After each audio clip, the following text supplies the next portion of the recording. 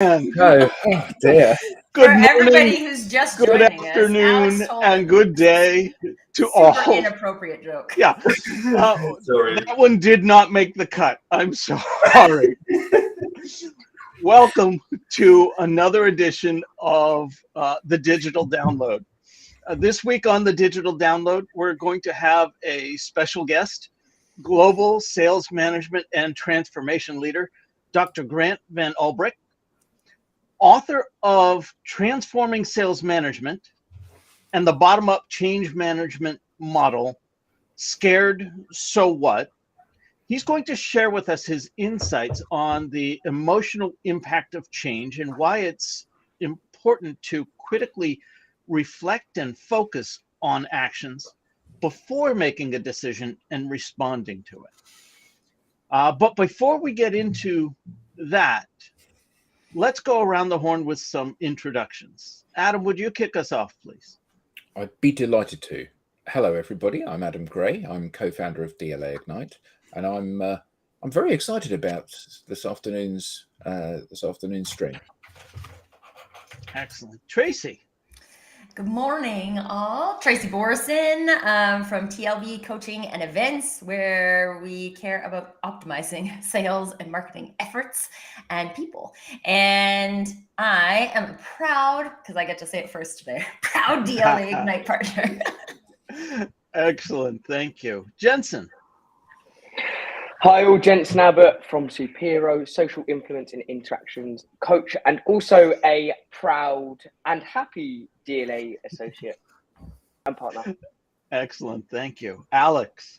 Good afternoon, all. Alex Abbott, founder of Supero. We're a B2B sales consultancy focused on social selling and value selling. I am an ecstatic DLA partner. See what I did there? Yes. Excellent. Thank you. Tim. Hi, I'm Tim Hughes. I'm the CEO and co-founder of DLA Ignite, and I'm getting over the fact that this week I met Adam face to face. First time in, what was it, 2 years? Certainly 18 months. Yeah, 18 months. amazing. Even though we speak every day by video call, and we yesterday we met, we had a hug. And it was the first time we'd seen each other face to face for 18 months or something. I'm getting quite emotional now just thinking about it. And we had a lot of fun as well. We did. It was a fantastic day. Fantastic day. And myself, I'm Rob Durant, founder of Flywheel Results. We help startups scale. And I, too, am an adequate DLA Ignite partner. So today, on the Digital Download, we're going to talk about transforming sales management. We're going to talk about things like what support tools are available when you're confronted with change. How can sales leaders teach their team to embrace change management? And how is change, like a corporate rollout or an organizational restructuring, similar to changing customer expectations or the rejection of sales opportunities? We're going to have Dr. Grant Van Albrick joining us to discuss this. And with that, I will bring him on so he can introduce himself. Grant, welcome. Hi, Grant. Hi, everyone. Wow. This is an amazing day to sit in the backstage and listen to you all. I can tell you that I am significantly cracked up. This is hilarious. What have I been missing? Such an incredible team. And yes, I too am a champion of DLA Ignite and Supero and Flywheel. So there, did I say it correctly? Am I all here? Absolutely. Welcome. Thank you. It's great to be here with you guys. Dr. Grant, would you please give us a brief introduction of yourself? Yeah, wow. Brief introduction. How much time do you have? All the time you want.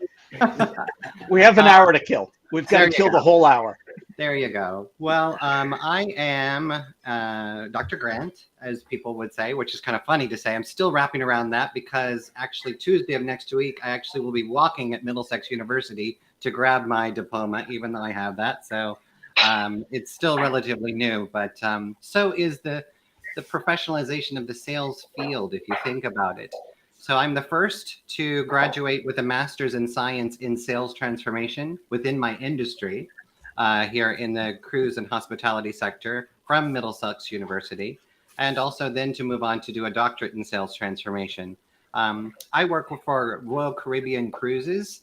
I've been with them for over 15 years, and I lead sales transformation and the international global sales teams in how we should be selling based according to sales science and psychology and the way that our sales customers want to be sold to.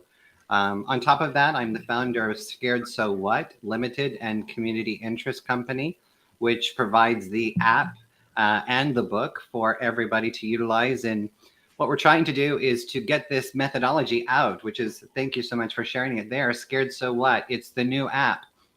It is the world's first app for managing personal change. And how do you learn about what is personal change? And then how do you manage it for yourself in real time? So we put that in the palm of your hand. After we've tested it for over 6 years across the world, thousands of people learning that they can learn how to manage personal change for themselves, especially within the sales arena. But it has quickly expanded to our B2B customers, B2C customers, and they've expanded it to their families. We've had children as young as 14 using the app themselves to learn how to manage change for themselves. So it's a good journey. I come from cruise industry, 15 years sailing on board our ships around the world in different positions and roles. And yeah, so it's great to be here with you all today and try to share this new methodology for sales and for everyone, realistically. Excellent. Welcome. Well, thank you for that. And we will put that QR code up again at the end. That leads people to your app, correct? And that Yes, app that's is correct. free? That app is free for all individuals to use? Yes, absolutely. If you're in an organization, if you can buy your employees a cup of coffee, well, guess what? It's less than that. So if you can help to contribute on the journey, then we're in a good space. So starting with that app, let's kick it off with that first question. When we talk about change and change management, what support tools are available when you're confronted with change? Or is even that the right question to start with? Is there maybe a better question that we should start when we're thinking about change? Yeah, absolutely. There is a better question, and we need to go back to the roots of what is personal change. This started on my journey in 2018 when I moved over to London from Miami. And my leadership said, Grant, you need to create the first sales manual for our company. We've been operating 80,000 employees for over 50 years, but the true art of selling just doesn't exist. How do we do that? And so I went extensively throughout the company to find out, what do we teach our people? And how do we teach them through key account management, retail sales management, sales enablement, sales support, all these structures? And there wasn't anything. There was thousands of documents on products which made sense for our ships, right? This is our ship, this is the destination, this is the staterooms, all the exciting things on board the ships.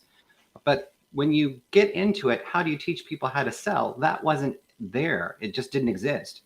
So my supervisor knew of this new master's program here in England under the Consalia Sales Business School in Middlesex University. And he said, Grant, I hate to say this, but in your 40s, you're going to have to go back to university. And you're going to have to start over. And would you do that? And I said, yes, I'd be happy to do it. So in the master's program, module 4 is about leading sales transformation. And as a sales leader, we were required to learn all of the global organizational change models and structures meant to be to apply on our people. And that's where I had a problem. So as the only American in the crowd with, and this, mind you, the cohort is with senior vice presidents, vice presidents from all over the world. And here, little Yankee American raises his hand and says, I don't think this is appropriate. And my professor said, what do you mean? And I said, well, people can accept change, right? Do we agree with that? And I think all of you would agree we can accept change. But can people reject change? Yes, we can reject change. Great. So we all agreed on that. But these models that you're expecting me to use within my business practice, they're all prescriptive and say that people will magically accept. Where's the model to help the individual? And they said, well, some of these apply to that. And I said, but again, what happens when they reject change? It was silence.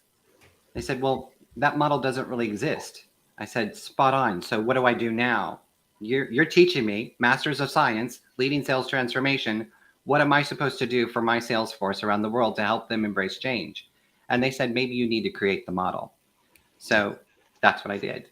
And so in the research, it starts, to your point, it starts out, what is personal change? And you think to yourselves, each one of us, have you ever been taught how to manage personal change for yourself? No? Tim? No. Alex? Tracy? Adam? Rob? No, I Denton? don't think so. Yeah. So in your personal life, whenever you went to your mom, dad, brother, sister, a supervisor, a teacher, or anybody, or maybe even your boss today, it doesn't matter what point in your life, we all experience change. But when you had a change situation and you went to somebody, say I went to you, Tim, this is happening and I don't know what to do. The best you could give me is, oh, you'll be fine, Grant. I was going to say, just get on with it, Grant. Yeah, just get on with it. I hear that a lot over here in the UK. Just get on with it. And I love it. It's brilliant. But my question is, does that make you feel good? Is that any advice? Is that anything to help you manage that change? And the answer is no. Exactly. It's not. Your body and your mind is saying something is wrong. I need help. We need a way to get through this. It doesn't matter if it's a positive change, like you're getting a new job, getting a promotion, buying a house or a car, getting married. Think about that. Guys, the groom standing up there, you're stressed, but it's supposed to be the best day of your life. So it doesn't matter if it's a positive change or a negative change. Your body goes through the same situation. And the best that people can do is offer us a platitude and just say, hey, just get on with it or you'll be okay. But that doesn't help you. So there was no model. And so what I wanted to do was identify what is personal change. And it is any change that happens to you, for you, with you, or about you. It's not about the organization. Organizational change models don't apply at this moment. It's about you. And so that's where the scared so what methodology came. And scared focuses on you and your feelings so that you can slow down and you can critically assess and reflect on what's happening so that you can make an informed decision rather than an assumption. Because we all know what happens when you make an assumption, right? You usually get it wrong. But that's the process. We want to get through scared, make an informed decision. But then again, where all of the organizational models fall flat, so what? So what does it mean? Or so what can I do about it? And we've had many of my sales teams say that as well too. You give a direction, you tell them what they're supposed to do, and they're like, well, I don't understand. So what should I do? And that's where you create your own so what. What's your strategy? What options could you include? Do you have a way forward? What actions could you take? And can you take ownership? So it's a methodological process. And right now we've put it into an app for you to actually learn what is personal change. You can take a quiz and see in real time your results, where there's an expert telling you what the results mean. And you can then make an informed decision and move on to build your own so what, so that you're making change happen in the way you want. Does that make sense? Yeah, it does. I have a question. So yeah. I guess the question is two questions, really. So the first of them is, we work in the B2B space and we help organizations go through organizational change around how they have conversations from the individuals to their target markets. And I guess the part of the change so what thing, you can make an informed decision, but the informed decision ultimately is that the change is going to happen.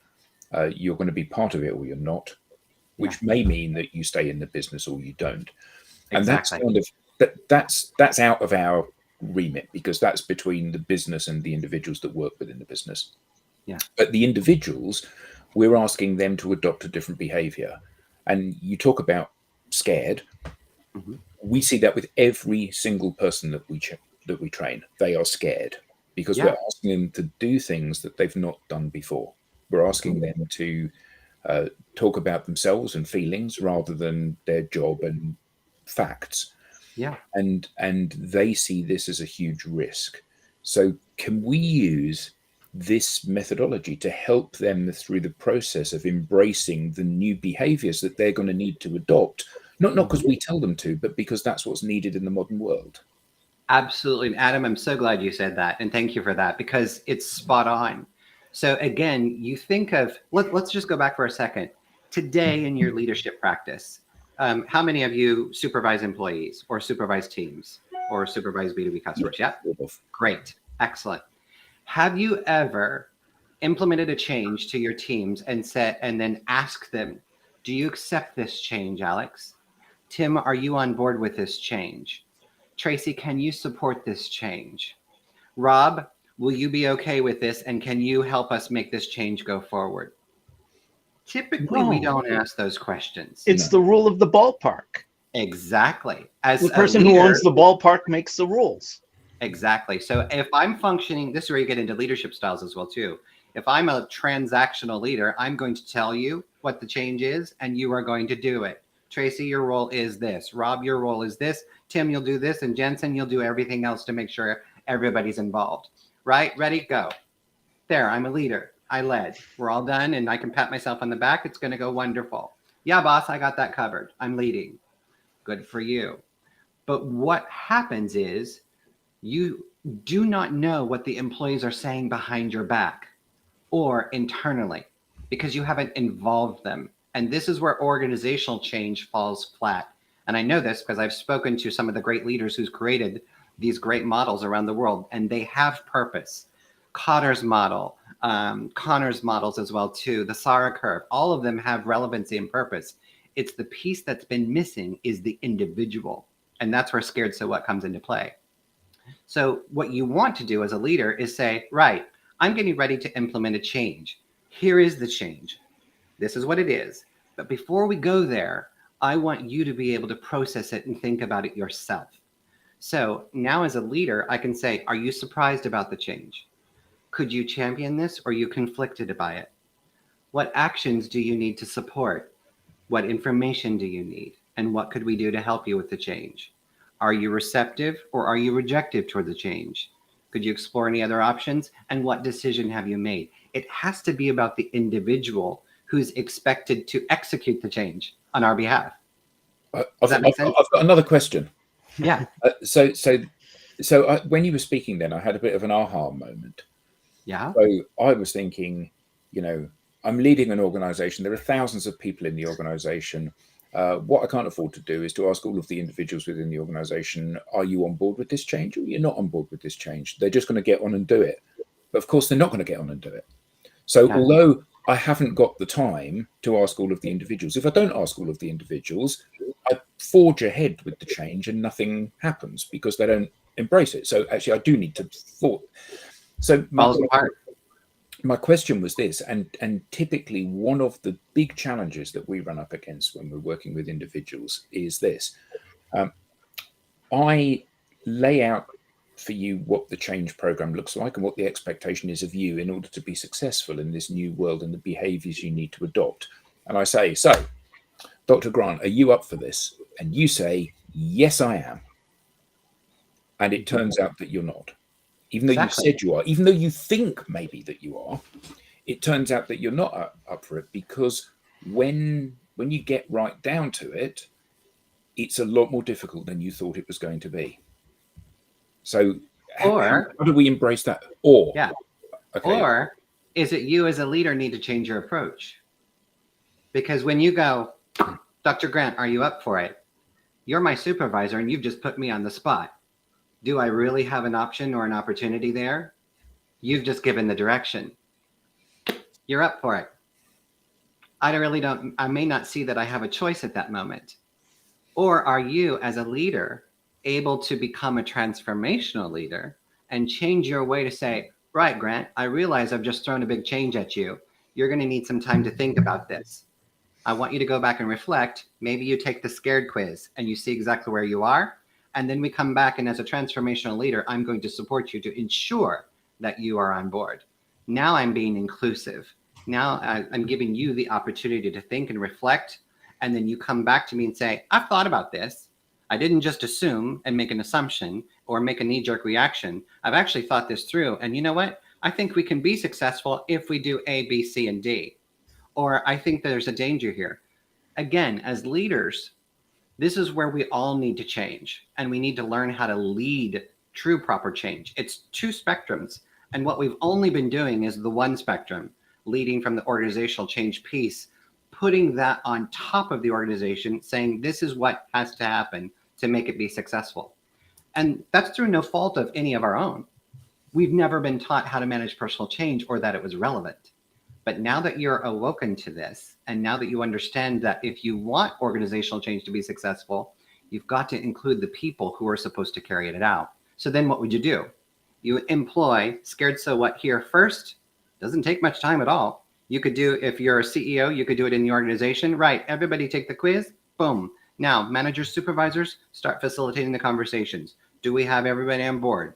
Take 2 to 3 days to make sure that we've got it. Great. Who's on board? Who's not? Now we move forward. Now you bring the organizational change model and put that into play, but only when you've included people. Does that make sense? Yeah.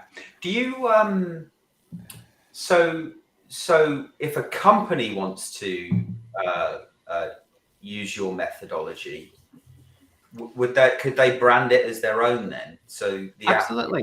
Yeah, absolutely. So Okay. we have a Grant, comment here. I want to make sure that we address it. Mark McDermott says, sorry, leaders need to enact due process, not just go reflect on what's already been decided. Any thoughts on that? Yeah, I had my aha moment about exactly that.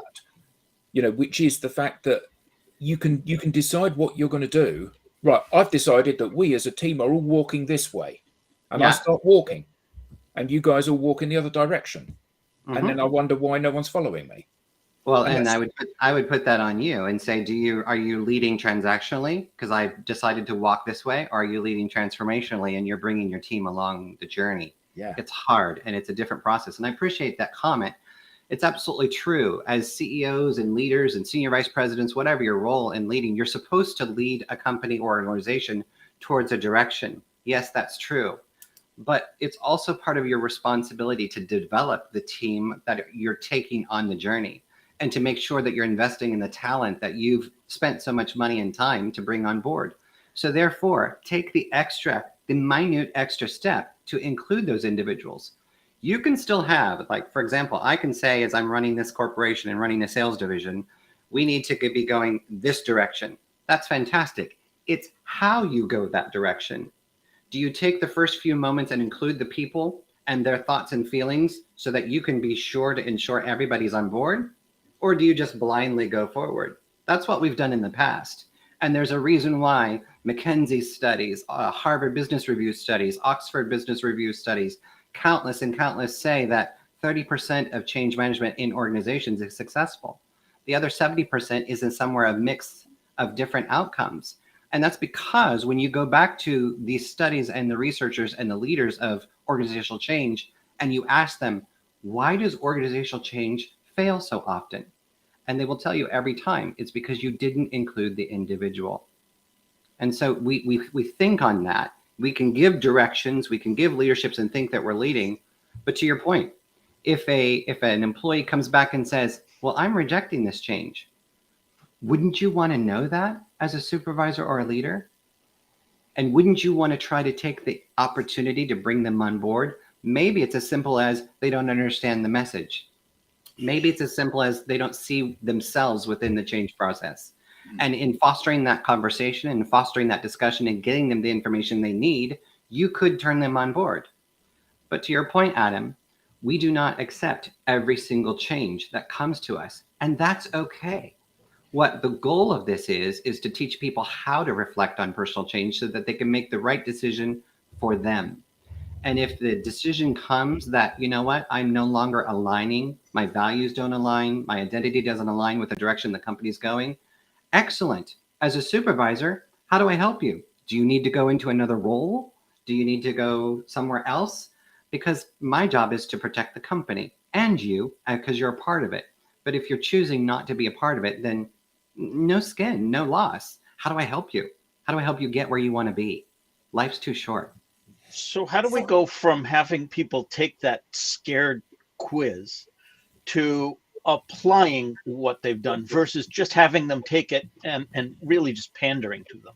Oh, we think we care about you, but we're not going to even read the results. Yeah. So that's where you go to the so what. So there's two sides of it. And this is really interesting in the research we did around the world. We had just in one scenario, we had over 1,180 B2B travel agents participating in a study. And we asked them, we said, what do you think of the two elements scared, which is your feelings, and so what, which is the actions to hold you accountable and execute the change in the way you want? Which do you think is viable or more viable? And about 50% of them said, it was right down the board. 50% said, I want to focus on the feeling side of it. I think this will help me to be able to add clarity and make an informed decision. That's important to me. The other half said, I don't care about my feelings. I just want to get on with how to do it. I want to build the plan. I want to make sure things succeed. That's where I want to go. But we said, okay, so out of that, is one more valuable than the other? 98% came back and said, you must do both. Even though I lean towards one side or the other, you must do both. If we're learning about what is personal change and we're starting to include the individual so that the process can work and be more successful, we need to embrace your feelings. And then to your point, how do you enforce it so it's not fluff? You go on to the so what plan. And as a supervisor, show me, what is your so what plan as you've built it out in your app? Okay, this is my strategy. These are my options. These are my opportunities. This is my way forward. Here's how I'm going to take actions to make sure the change happens. And finally, the T, which is taking ownership. These are the milestones that I will achieve so that I can make sure the change happens the way we all want. And by doing that, what you're doing is you're facilitating the coaching process, right? So we all know transactional leadership. I point and I tell you what to do. Well, guess what? Yeah, you get 50% of me, you get 100% of me. And when you lead that way and it doesn't work, I can say, well, Tracy, you told me what to do. I did what you said and it didn't work. If you utilize true proper coaching, which is what this model does, it allows for self-coaching and also a supervisor to chime in. It transfers ownership. And then the employee is actually making their own plan. And when they make their own plan, they're more susceptible to actually ensure it's successful. That's what you want to do. Now, eventually you want to get away from the app. You don't need to use this from every single thing, but once it becomes a skill set, then you're perfect. When change happens to you, you stop yourself, right? Am I scared? Am I surprised? What am I thinking? Can I make an informed decision? Yes, I can. Move forward. What's my plan? Now you're teaching people how to become informative, decision, critical, reflective thinkers versus just, oh, well, Tim, I don't know what to do. You tell me what to do. Sure, I'll do what you said. Does that make Tracy, sense? you had a question? Tracy. Yeah. Yes, I have a question. So, because to me, this is feeling like almost a like cultural transformation for some organizations. They're going to say, my change management hasn't been productive, so I'm going to try something new. I love everything about this, by the way.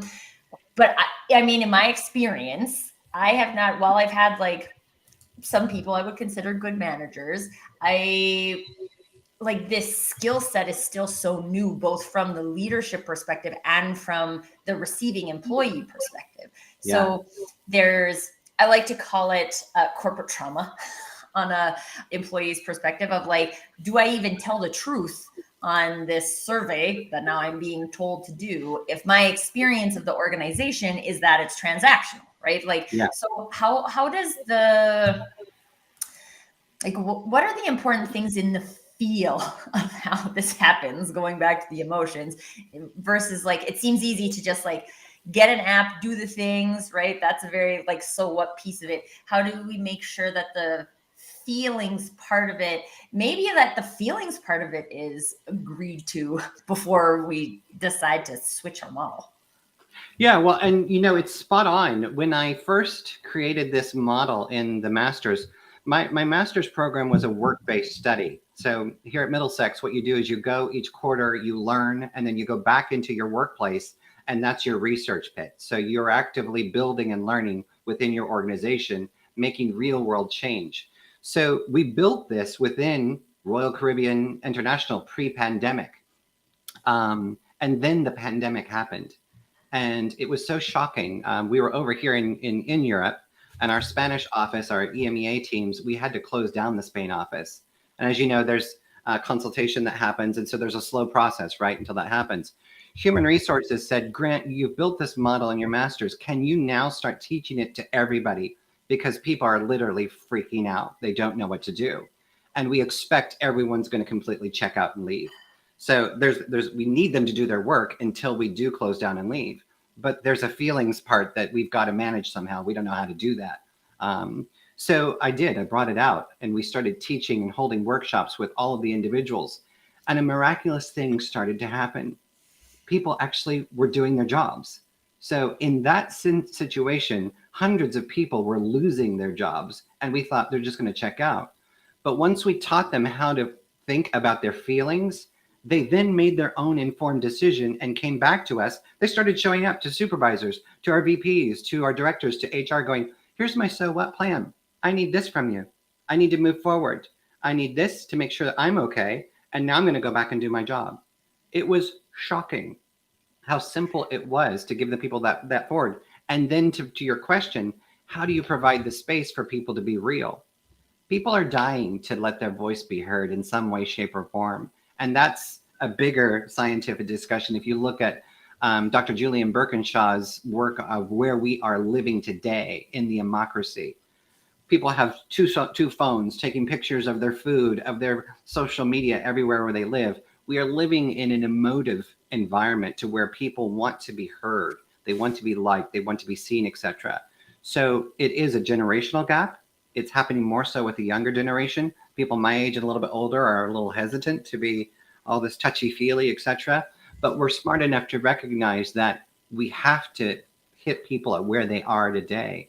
So in doing this across our organization and with our B2B customers, our travel agents here at Royal Caribbean, we found that once you gave people a platform and a methodology to speak constructively about their feelings, it was relatively simple. And then you knew the process as supervisors and leaders to say, right, they're following the model. So they're not going away, assuming, making ill-gotten decisions. They're actually clearly reflecting right in front of me.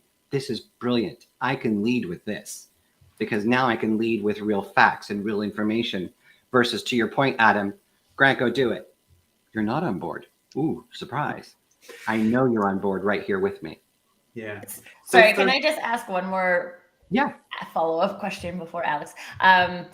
But do you think that was successful for Royal Caribbean? Because Royal Caribbean from the start was like the problem we need to solve is that we need to get the emotions out of the employees and deal with that. Because I think a lot of times when it comes to apps and things like that, people are like, okay, this is an easy way to fix a problem. But if you don't have that, we're using this because we want to learn the emotions of the employees related to this change.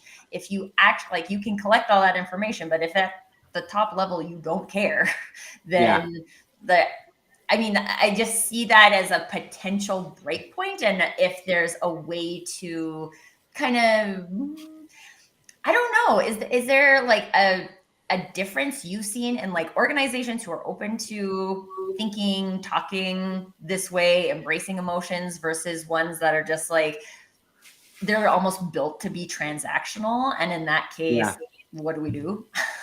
Yeah, and you're absolutely right. It's interesting. I don't think it was a case at Royal because Royal didn't know what I was eventually going to build, right? And none of us knew the global pandemic was going to happen.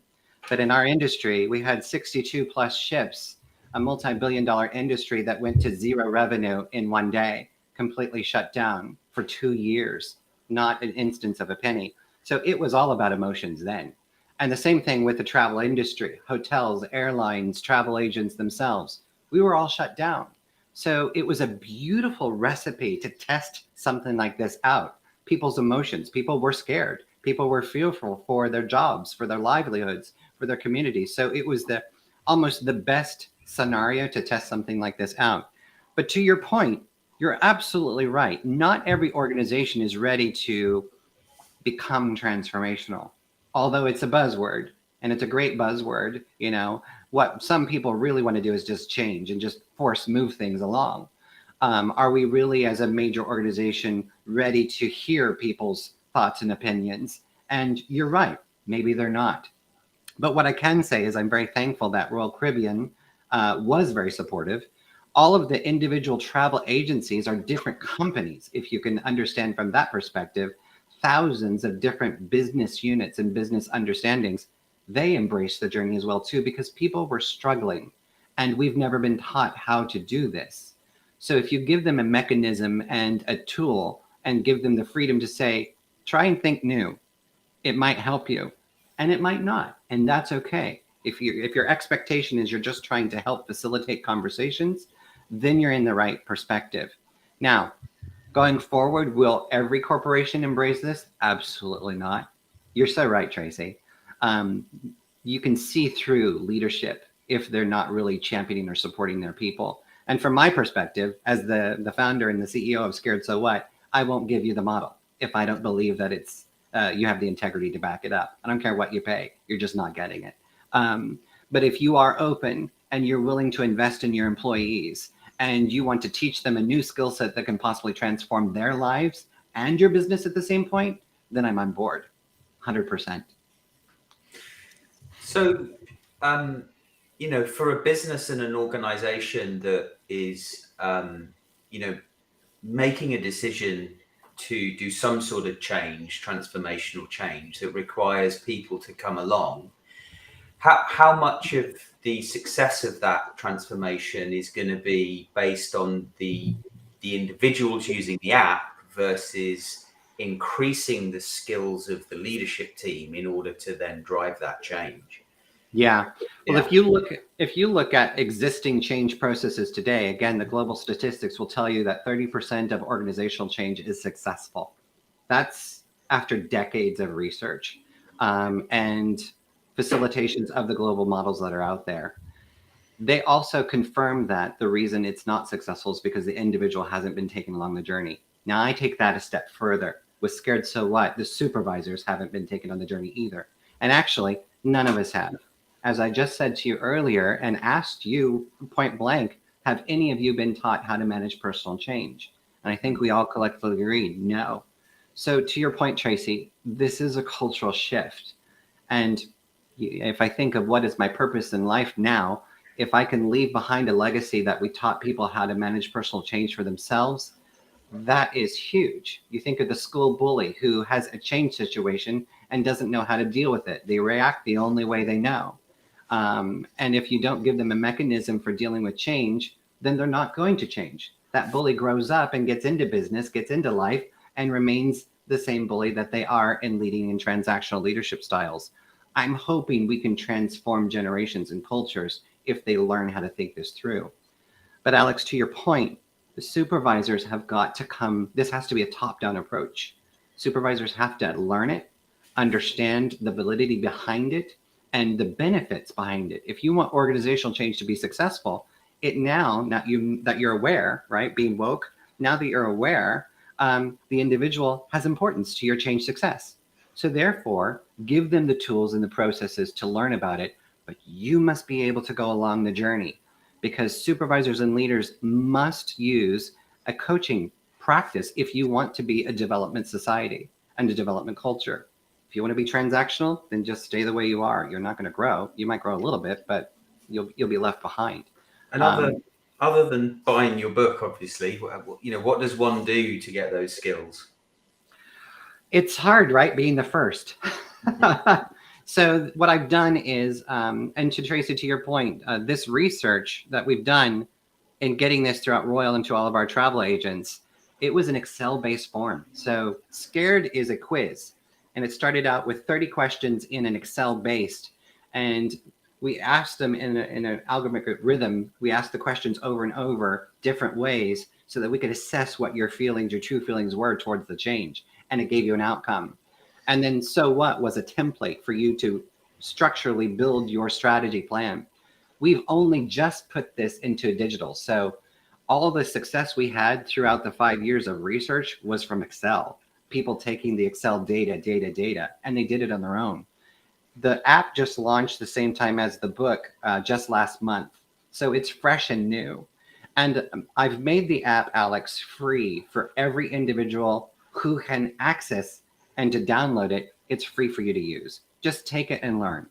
In the app, you will learn about what is personal change. Then you will have the scared quiz that you can take over and over again and save them. You can see your results. And as you click on your results, it explains what each answer means. And from there, it guides you to build your own so what plan. That's the structure as it is today for individuals. For organizations, you can take it as well too, but I control the gateway to Tracy's points. You need to speak with me and I will do an assessment with you and your leadership first on if I believe you're ready. Because I'm not going to just give it to a company that wants to just push this through as platitudes. If you don't believe in it, then good luck. There's nothing else out there. So I want to hold them accountable that way. And then I will help them to instill this cultural transformation into their organization. So you do have the book. It's all there. And the book leads you to the app as well too. And actively what I'm doing now is with my development team, we're making a business version as well too, so that it will have a lot of more capabilities on reporting, processes, sharing. I want the ability for an employee to be able to take a quiz and share it with their supervisor and then have a real so what discussion. And maybe they can collaboratively build a so what plan as a team. So that's where the app is going to go next for businesses to use and to grow. But somebody has to start, and unfortunately it's me. So this is the birth of something new.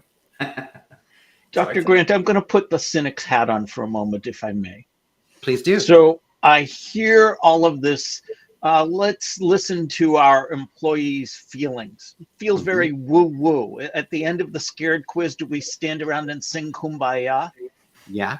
But the empirical part, where you're telling me more than 2 out of 3 change management programs fail. Now you've got my attention. What can I expect by employing this methodology versus just going right into any other change management? Yeah. What you will see is you're going to see transparency start to happen when you utilize both. And my research proved that you've got to do both pieces together, especially within organizations. For individuals, you can take it and learn the methodology on your own. And that's the way the app has been designed to help you enable and stay enacted so you can continue to learn your journey. But within an organizational, you still need organizational change models to execute change transformation. It has to happen. But if you want more than 30% to be successful, you've got to include the individuals. And that's where all the research guides us. And in doing so, when we built this out here at Royal Caribbean, we also engaged our leaders of change management.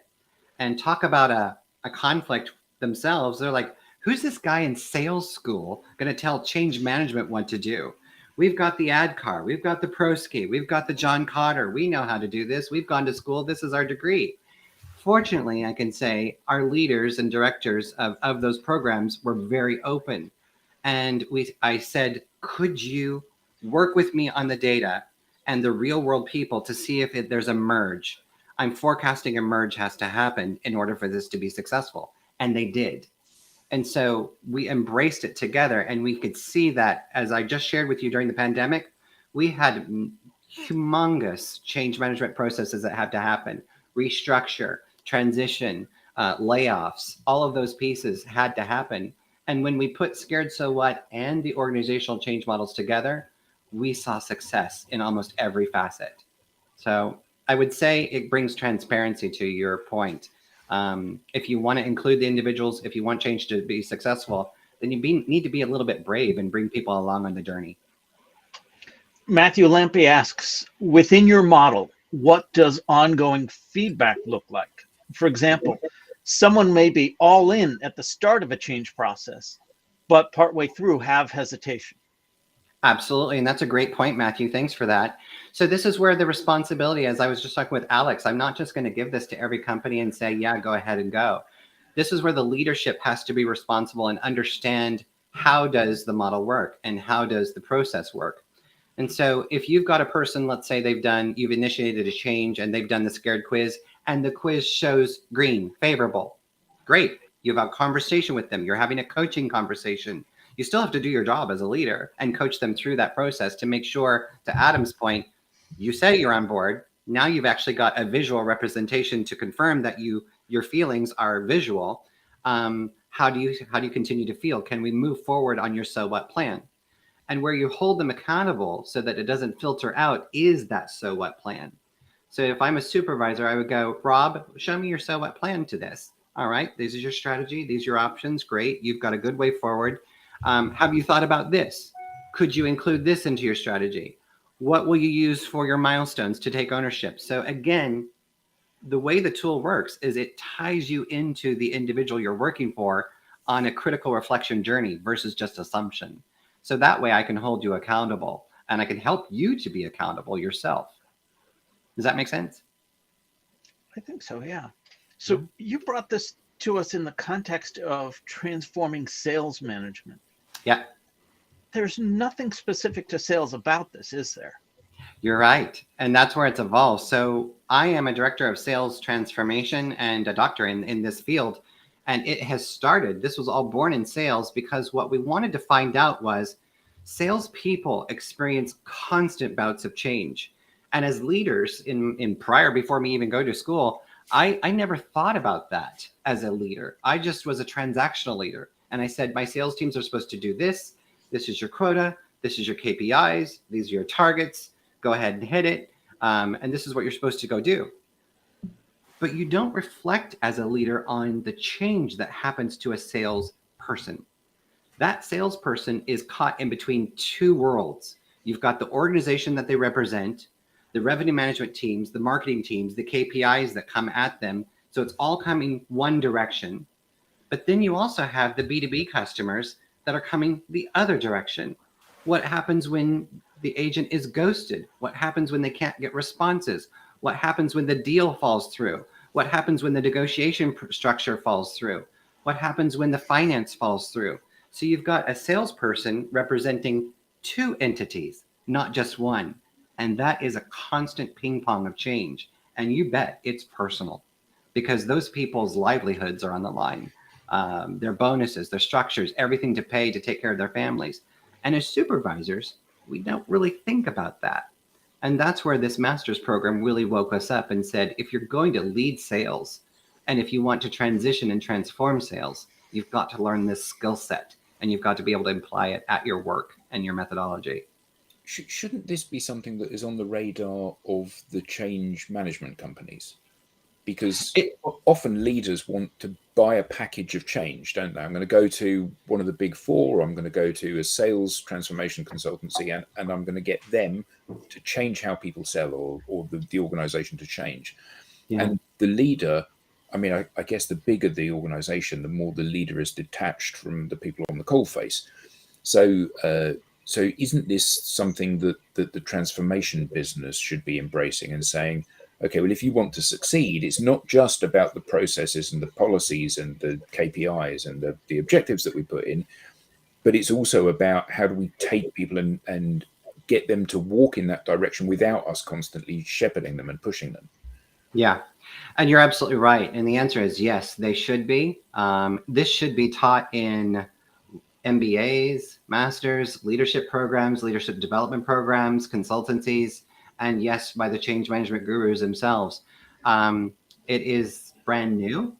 It is barely just 6 years old from the start of the program. And it's how do we package that up and get it out? That's my next job as the leader of Scared So What, is to get it out to the world. And it's interesting from the change management perspective. I've been on a couple of webinars with Teresa Moulton, who is the chief editor of the Change Management Review. And to me, she's just right up there. She's phenomenal at leading global change consulting, change leadership, change coaching, all of those programs. And she has a humongous following. And I was on her shows and she said, Grant, we have never thought about this. We've never thought about personal change.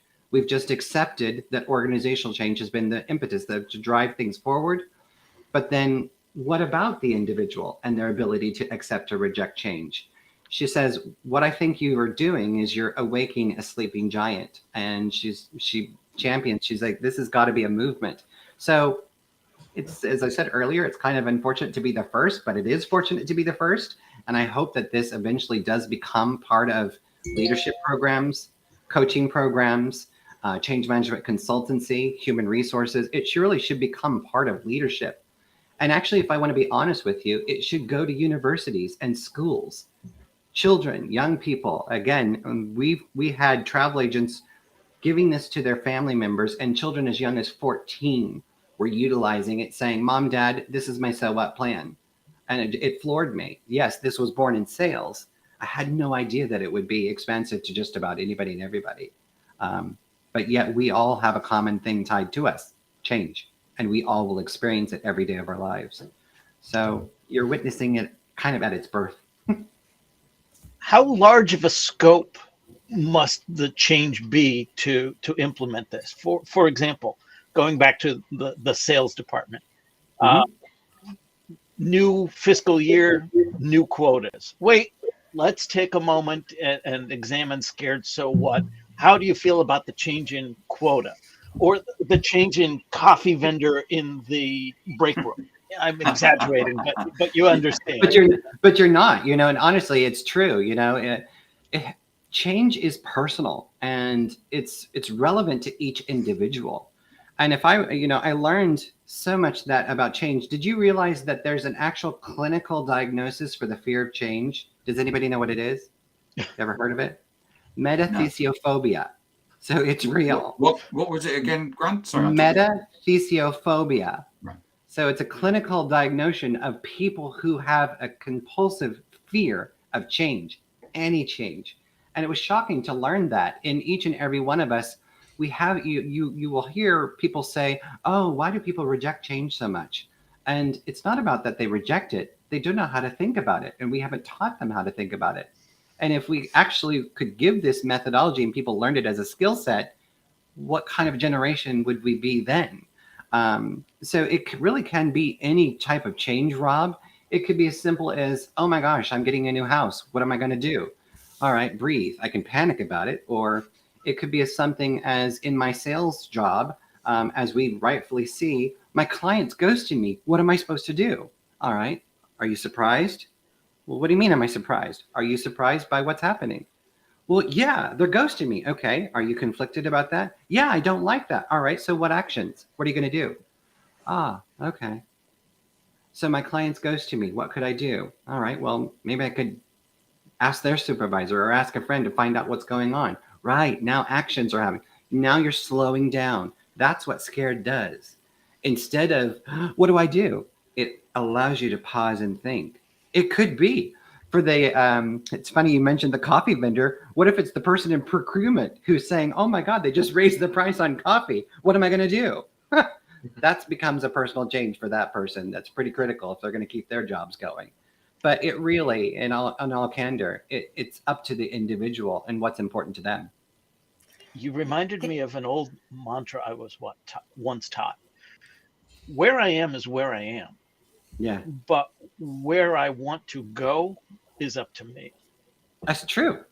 And if I'm hearing you correctly, you're suggesting that we recognize something is going to be different. We pause and we intentionally act on that going forward. Yeah. And yours is a prescriptive methodology to help us model through that. Is that correct? Correct. Prescriptive, it's not meant to be prescriptive. Something I learned from Dr. Elizabeth Kubler-Ross. I don't know if you know her. She's unfortunately no longer with us in the world, but she is the first and foremost creator of the change curve, which is on death and dying. She's very, very famous for her research to helping people understand about that process of what they're going through. Her work has been constantly accredited to the SARA curve or the SARA model, which is shock, anger, resistance, acceptance. That is commonly found in business, and even it was taught in the university. I actually interviewed her son, who is the president and founder of her foundation, and he said, you know what, Grant?